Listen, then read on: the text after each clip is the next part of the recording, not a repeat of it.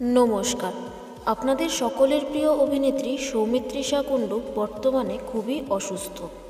গত পরশুদিন সৌমিত্রিষা তার সোশ্যাল মিডিয়াতে একটি স্টোরি দেয়, সেখানে দেখা যায় দুটো কিডনির ছবি, তাতে আবার রয়েছে কিছু স্টোনও। এই পোস্ট দেখে সৌমিত্রিষার ভক্তরা খুবই বিচলিত হয়ে পড়ে।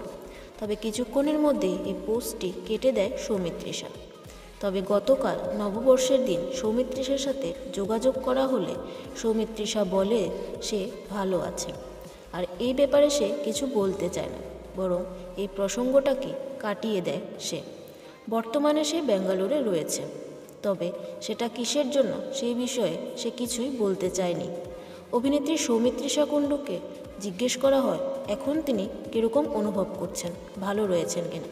উত্তরে সে জানায় আমি খুবই ভালো আছি, আর কিছু তিনি বলেন না। তো আশা করা যায় সৌমিত্রিষা ভালো আছে এবং সুস্থ আছে।